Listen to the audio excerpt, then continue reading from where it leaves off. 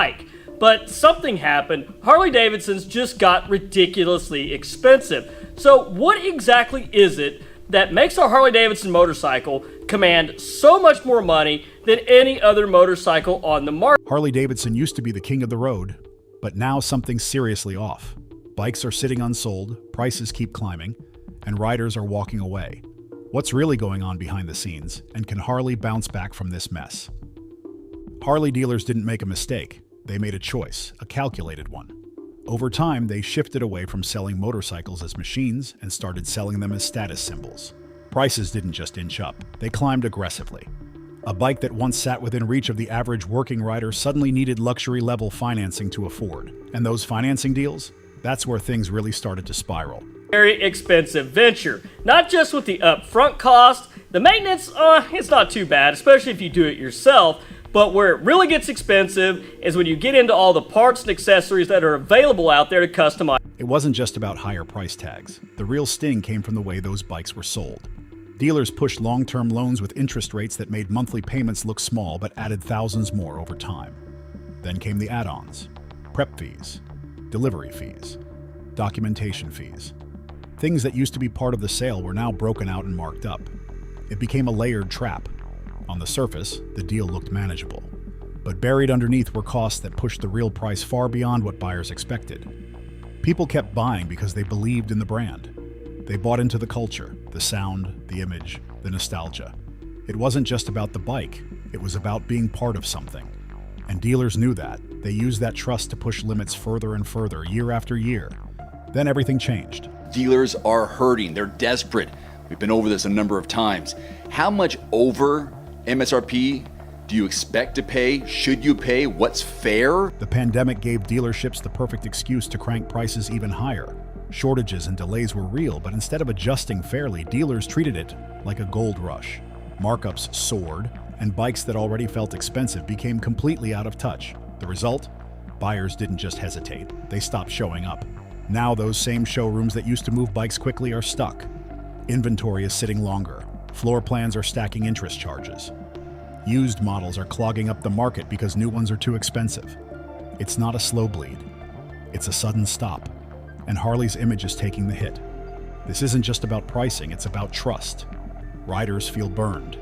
And once that kind of trust breaks, it's hard to win back.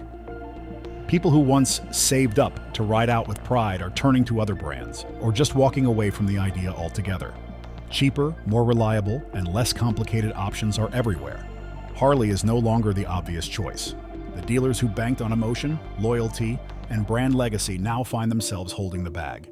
They played the long game, betting that people wouldn't notice or wouldn't care, but they were wrong. Customers are paying attention now. They've had enough of inflated values, gimmicky financing, and feeling like they're being taken for a ride in all the wrong ways. What's happening isn't just a sales dip, it's a hard reset. And for dealers who built their strategy on overpromising and overcharging, the fallout is just getting started. For generations, Harley Davidson sold more than motorcycles. It sold mythology. The thunder of the V-twin engine, the distinct silhouette, the roar on a quiet highway, all of it fed into a larger narrative. This wasn't just transportation, it was freedom in metal form. Dealerships understood that, and they leaned into it hard. Buying a Harley wasn't about horsepower or handling. It was about joining a tribe. You weren't just a customer, you were a rider. But over time, that cultural capital was monetized to the extreme. Dealerships began stacking premiums onto the bikes, pricing them not according to performance or features, but according to the perceived value of the Harley name. A new Harley Street Glide, for example, could easily stretch into the $30,000 range once dealer markups, warranty packages, customization fees, and financing costs were included. It wasn't about whether the bike was objectively worth that much. It was about whether buyers believed it was. And for a while, they did. Let me tell you, they don't sell motorcycles. Harley Davidson sells admission into the badass club. Whether you're wearing Harley gear or you're on a Harley bike, Consumers were repeatedly told they were investing in a legacy, in something enduring. Harley branding leaned into nostalgia and loyalty, cultivating the idea that owning a Harley was a rite of passage, even when more affordable, more reliable, and better performing alternatives were on the market, especially from Japanese manufacturers. Many buyers still walked into Harley dealerships and paid the premium. Why? because they thought they were buying into something more than just a machine. But in today's economic climate, that illusion is breaking down. Inflation has reshaped consumer behavior. Costs are up across the board, and discretionary spending is under scrutiny. Riders who once might have financed a top-tier Harley for the emotional payoff are now crunching the numbers more critically. A $30,000 touring bike that requires a 7-year loan at a bloated interest rate no longer feels like freedom. It feels like debt. What's worse, the performance gap between Harley Davidson and its global competitors has become harder to ignore. Riders are realizing they can purchase a Honda, Yamaha, or Kawasaki with better technology, lower maintenance costs, and greater reliability, often for half the price. Harley's insistence on tradition, while a selling point for some, has also made their lineup feel outdated when compared head-to-head with international brands that prioritize innovation and value. The used motorcycle market is another pressure point. Riders are finding that a well-maintained used bike, whether a Harley or not, can deliver nearly the same experience without the bloated price tag and dealer games. As the resale value of newer Harleys begins to drop, that investment in a legacy starts to look more like a sunk cost. In the end, the illusion was never about the bike itself, it was about what it represented. But now, as riders become more informed and financially cautious, sentiment alone isn't enough to justify the cost. The chrome and leather might still turn heads, but more buyers are asking, at what price? $2,000 in gear, you're $42,000 out the door, but now you're paying interest on $42,000 for the next, whatever amount of time that you chose, whether it's a 60-month or, The price of owning a Harley Davidson today goes far beyond what's listed on the showroom floor. A flagship touring model, like the Ultra Limited or Road Glide Special, often starts around $30,000, without any customizations. But by the time a buyer adds performance upgrades, paint packages, tech features, and chrome accessories, which many dealers push aggressively, the total quickly climbs past $40,000, and that's before financing even begins. This level of pricing might be expected for a luxury automobile, but for a motorcycle it represents a fundamental shift. What was once a brand rooted in blue-collar accessibility has become increasingly unattainable for the average rider. Yet many buyers didn't walk into the dealership expecting to spend that much. The sticker shock was softened by how the sale was structured, broken into digestible monthly payments that seemed reasonable on the surface. That's where the problems began. Dealers routinely tacked on additional charges: freight fees, setup or prep costs, dealer documentation fees, and even market adjustment surcharges. These fees weren't always disclosed up front. Some buyers only discovered the true cost of their purchase once they were sitting across from a finance manager, pen in hand. These extra charges could add thousands of dollars to the final bill, inflating an already expensive machine into something well beyond its intrinsic value. Then came the loans. Harley Davidson's in-house financing division, as well as many dealerships' third-party lenders, offered long-term loan options, sometimes stretching out to 84 months. Interest rates were often steep, especially for buyers with anything less than excellent credit. What looked like a manageable $300 or $400 monthly payment was, in reality, a high-interest loan that would cost thousands more over the life of the loan than the original sticker price. In many cases, the buyer ended up underwater on the loan, owing far more than the bike was worth from the moment they rode off the lot. This financial strain led to another consequence: collapsing resale values. As more heavily financed Harleys entered the used market, they began to flood online listings and dealership lots. Owners looking to trade in or sell privately discovered that their bikes had depreciated far more quickly than expected. A motorcycle purchased for $35,000 just a few years earlier might only fetch $18,000 on resale, less than the remaining loan balance. For many, selling wasn't an option without taking a massive financial hit. As a result, loan defaults began to climb. Riders who had once embraced the Harley lifestyle were now locked into high monthly payments for bikes they could barely afford, and in some cases no longer wanted. The dealerships, once flush with easy profits, found themselves holding inventory that wasn't moving. New sales slowed dramatically as word spread about the true cost of ownership. In an economy where consumers are more price conscious than ever, the gap between Harley's perceived value and its actual worth has become impossible to ignore. And now, that gap is starting to swallow the brand's future. The Harley Davidson business model was built around a very specific type of buyer: older, brand loyal, and emotionally invested in what Harley represented. For years, that worked.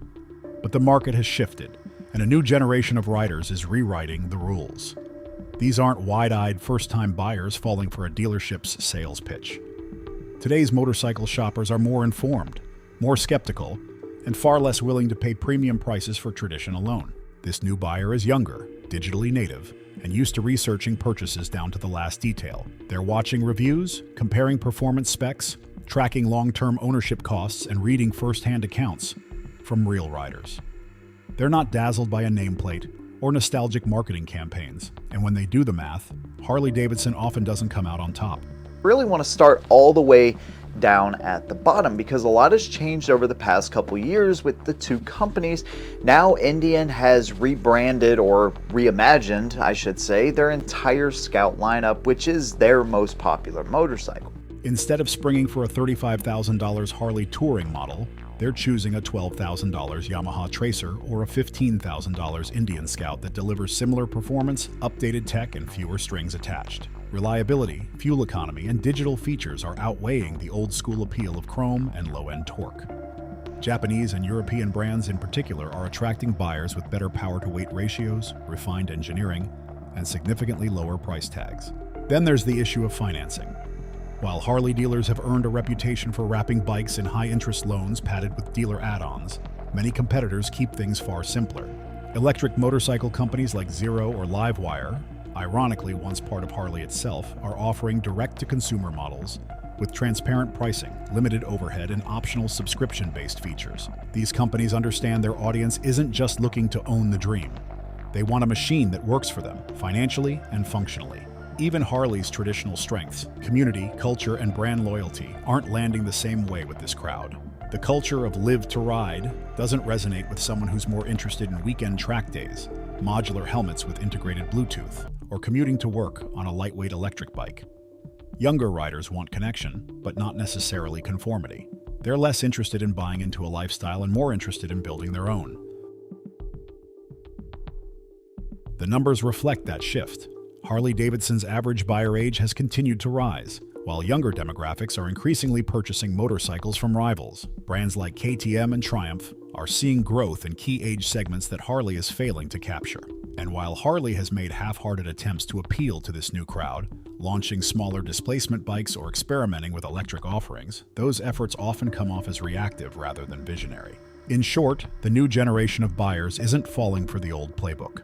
They want versatility over legacy, performance over nostalgia, and financial clarity over gimmicks. And if Harley Davidson can't adapt to that, the brand's long-term survival may depend not on the roar of its engines, but on whether it can quiet the noise long enough to listen. And he also said that now they've got plenty of stock of brand new Harley Davidson motorcycles. And so the shortage is just about. Dealership floors that used to feel like exclusive showrooms now resemble overstock warehouses. Rows of gleaming Harley Davidson motorcycles sit motionless, gathering more dust than attention.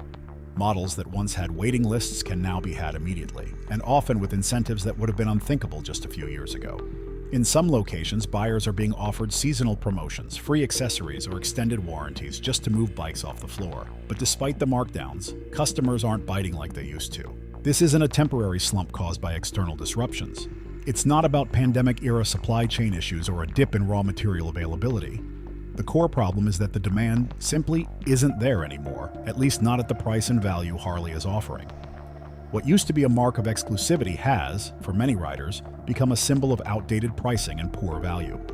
The shift in consumer mindset is what's really driving the slowdown. Riders today are more aware of what their money should buy. They compare power, technology, service costs, and resale value before making a decision. And when Harley is stacked up against competitors, brands like Yamaha, Kawasaki, or even Indian, it often loses the value battle. Just about any motorcycle you want in the Harley Davidson lineup, they are all there. From Pan Americas to Live Wires, everything is in stock, in multiples. In addition, buyers now expect transparency.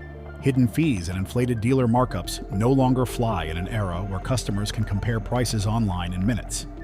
Word travels fast, and forums, YouTube reviews, and social media groups are filled with warnings about dealership tactics and overpriced financing plans.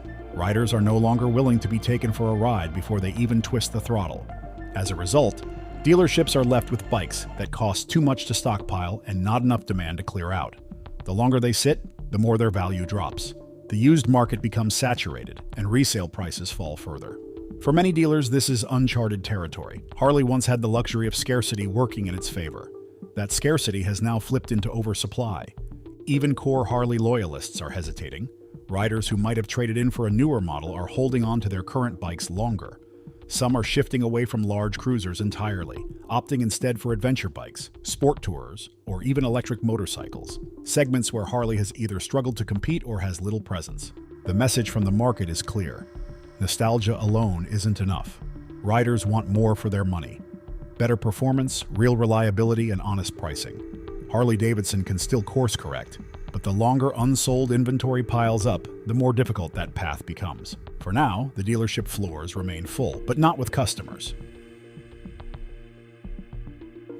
Harley Davidson's current struggles go deeper than economics. They cut straight into a cultural transformation that's reshaping the motorcycle landscape. For decades, Harley wasn't just a bike brand. It was a lifestyle, an identity, even a social movement.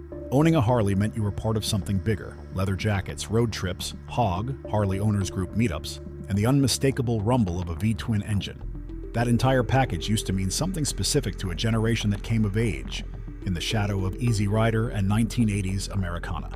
But culture has moved on. Younger riders, millennials and Gen Z in particular, are entering the motorcycle world with a very different mindset. For them, two wheels aren't about making a statement. They're about solving a problem or finding joy. These riders value freedom too, but it's less about rebellion and more about utility. They're looking for affordable mobility, efficient engineering, and low-maintenance ownership. They don't care if a bike has a century-old badge on the tank. What matters is what it delivers for the price. This shift is making Harley's once powerful brand story feel increasingly out of sync. Younger consumers are deeply aware of marketing tactics, and many see legacy branding as a distraction, not a selling point. They're less interested in status and more focused on experience, riding for the adventure, not the aesthetic. The idea of joining a formal club, wearing matching gear, and attending brand-sponsored events feels outdated to this crowd. They'd rather use a group chat to plan a spontaneous weekend ride than follow a rally schedule organized by a dealership. Another major factor in this cultural turn is the growing embrace of technology. Harley has been slow to modernize compared to rivals like Indian, Yamaha, or even newer electric brands like Zero. While some Harley models have added features like touchscreens and rider assist packages, younger riders expect seamless integration. Bluetooth as standard, mobile app support, performance modes, and other tech-forward offerings. When Harley tries to add these features, it often pushes the bike's price even higher, alienating the very audience that values functionality over flash. Electric bikes are also playing a role in this cultural pivot. The Livewire project, Harley's venture into electric motorcycles, was meant to signal a new direction. But at launch, the pricing was wildly out of step with market expectations, starting around $30,000. And it failed to win over budget-conscious younger riders who were already exploring cheaper and more practical electric alternatives. Instead of being seen as a bold evolution, it looked like more of the same, a great idea priced for the wrong crowd. The cultural meaning of motorcycles is evolving rapidly. It's no longer about owning a lifestyle or displaying allegiance to a brand. It's about freedom without baggage, economic or social. Riders today want accessibility, flexibility, and bikes that align with how they actually live and ride. Weekend warriors with the disposable income and free time to spend thousands customizing their Harleys are becoming fewer by the year. Harley Davidson isn't just losing sales, it's losing cultural traction. And unless it finds a way to connect with this new generation on their terms, not its own, it risks becoming a relic of the very past it once defined. Is Harley still a legend or just a legacy on life support? Drop your take in the comments and let's settle this.